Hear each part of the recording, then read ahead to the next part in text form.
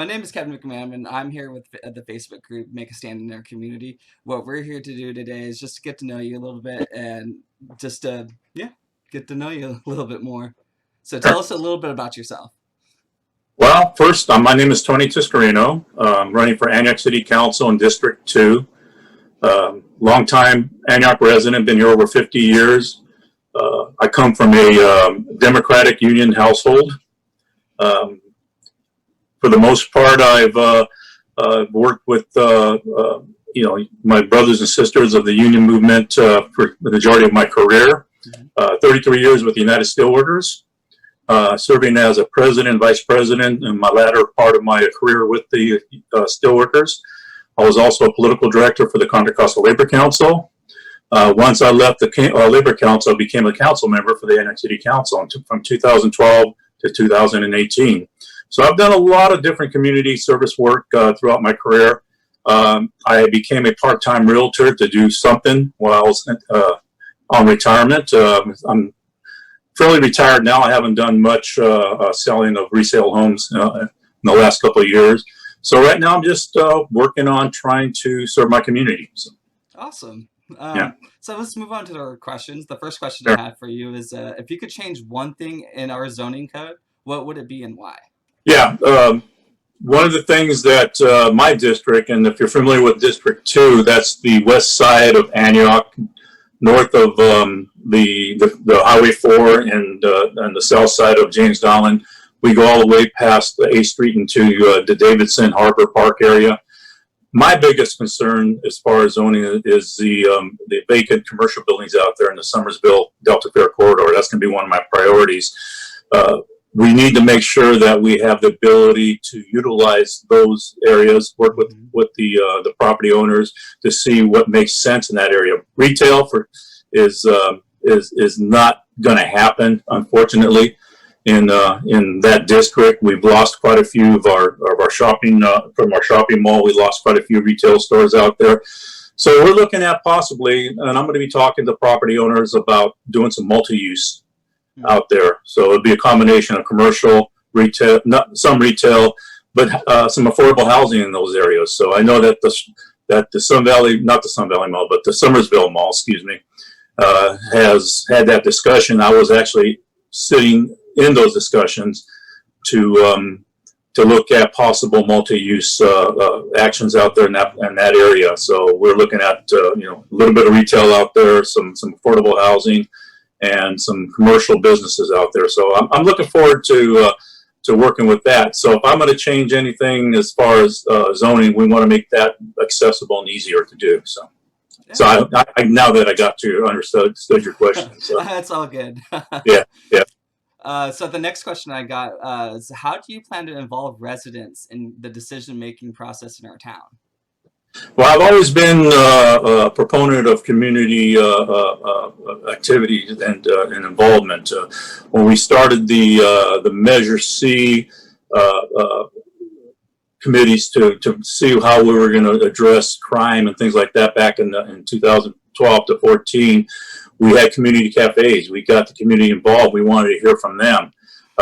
Same thing I wanted to do with what's happening now currently with our homeless situations and what's going on with the reform and transparency issues with our police department. We want to make sure that a community has a voice, and I'm a true proponent of that. So I want to make sure that they have the ability to let us know as future electeds, hopefully as a past elected, that they are important, they care, and we need their feedback. So Awesome. That's exactly what my group is all about and what we're trying to thrive for as well. So the next question I got for you is, if elected, what 3 steps would you take to put our city on a firmer financial footing? Well, I've had that experience because when I was appointed to city council in 2012, my goal was to work with our youth community. I come from a background also of being involved with sports and coaching kids. I had a sports memorabilia retail store back in the 1990s, and through that I was also coaching baseball and basketball, and I wanted to get more involved with our youth. And what happened was we were suffering through a big budget crisis, almost on the verge of bankruptcy. Staffing levels were down. The staffing levels at the city hall were on furloughs. Police level was really down. Crime was starting to come up. So we needed to adjust. So my priorities went from youth organizations and things like that to try to make our city solvent. And so it took us 3 to 4 years to actually do that. And with the help of a couple bond measures from our community, we were able to become a little bit more financially stable. We were able to bring back our workers from furloughed days back to full time, a full functioning city hall, and it took some time to do that. So we need to continue to work on that. So we're a little bit more on stable ground right now. We have a little bit of resources to do certain things, but with the economy and who knows what's going to happen in the future, having services is very costly. We need to make sure that we're fiscally responsible, and that's one of the things I'm going to try to be. Even though I'm a very progressive Democrat, I want to make sure that we don't go bankrupt. Also. Yeah, that's very important. Yeah. So the next question is, if you received a $1 million grant to use for the city any way you wanted, what would you do with it and why? Well, if we had a $1 million grant, that would be great. Now that we're in these different circumstances, I think I would love to go back to working with our youth, making sure that we had facilities and those available to those. Try to help our homeless. And if you understand my district, which is District 2, homeless is very prevalent out here. Because of the vacant buildings out there, you're going to see a lot of them out there. And we need to make sure that we have resources to help them, not only to temporarily house them, but to make sure that there are medical and other type of resources to help those folks. So I would probably use those wish of $1 million to work on that issue. So. Exactly, because the homeless issue is just getting moved from one area to the next. It's not really solving anything.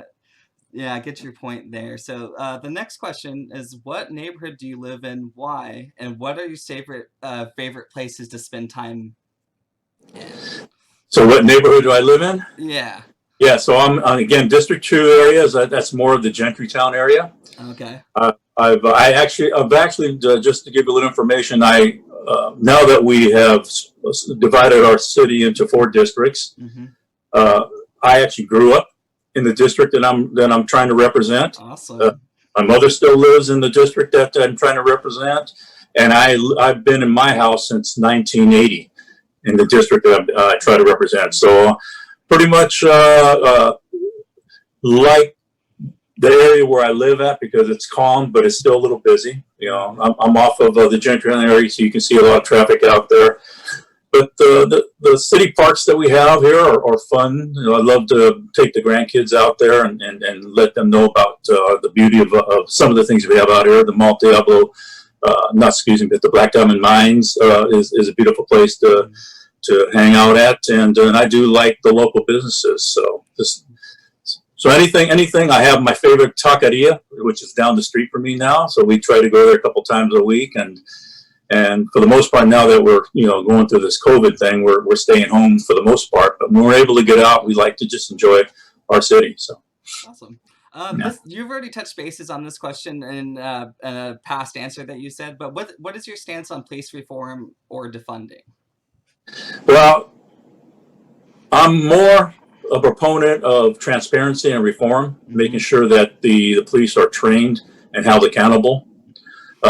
Defunding is a word that I'm kind of scratching my head with, because I know that a lot of people mean that you divert some of the funding to go into possibly some homeless or within the community.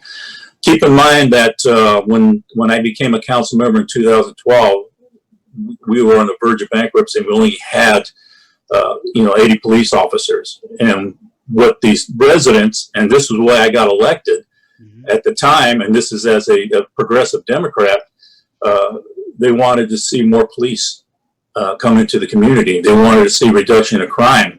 So that was very important at that time to do that. Now that we're capped at 115 and we're able to attain that number, We want to make sure that those officers are doing their job.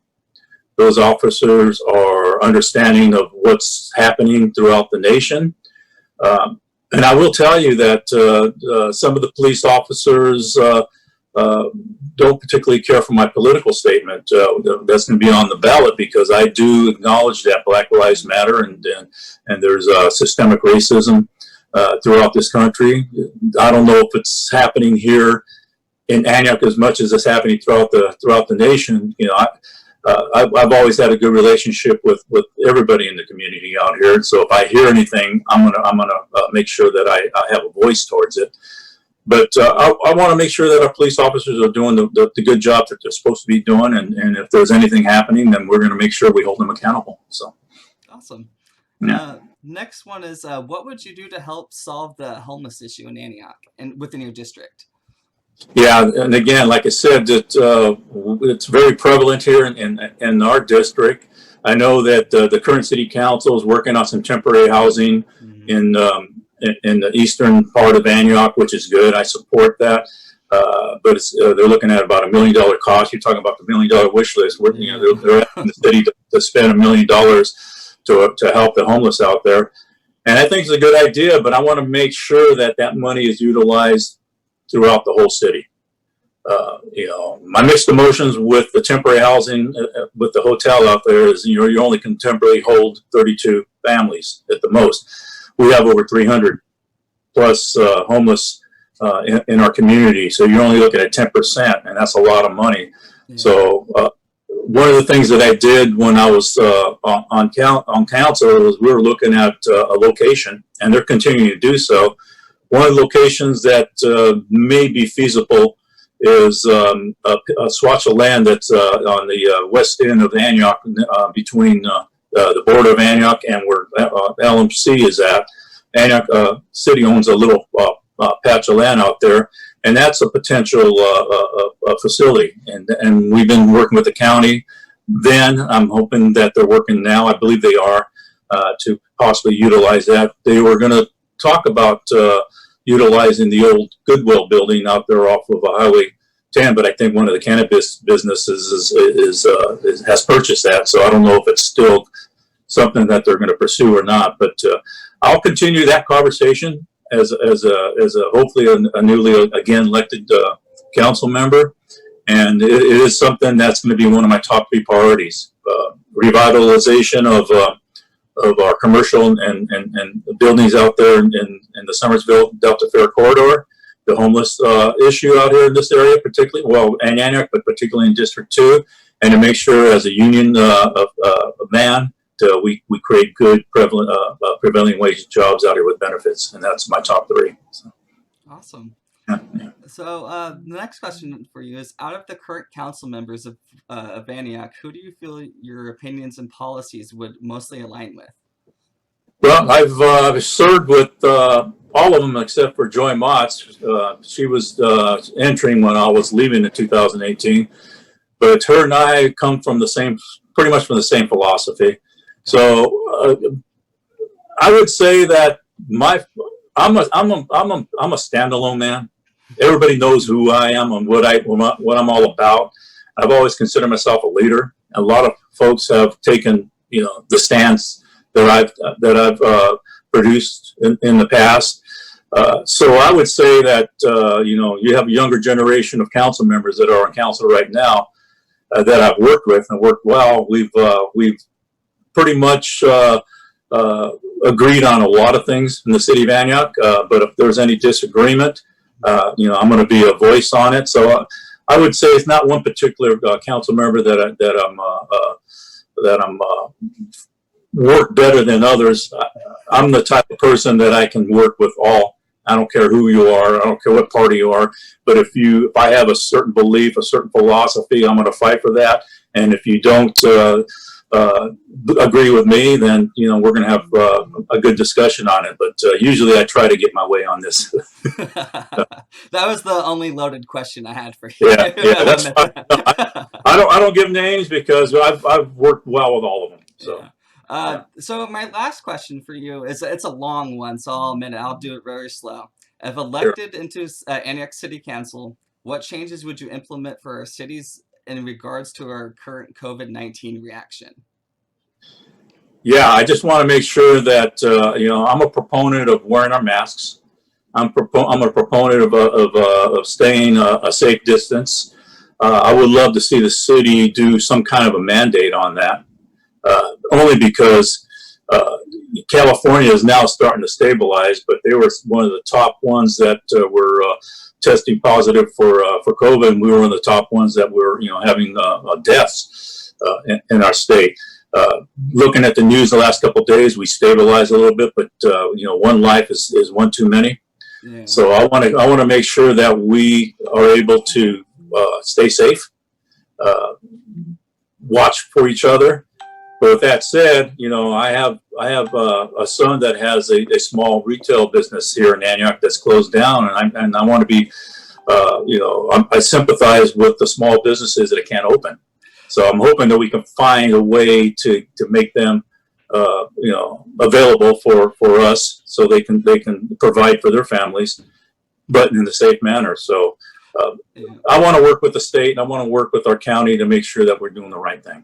Exactly. That was going to be actually my next kind of turning question, because it was a long question. I was going to be like, especially in terms of retaining small local businesses in distress. So you nailed that question out of the park. Rent mortgage deferment and evictions soon to follow, and homeless protection is the next kind of questions within the code.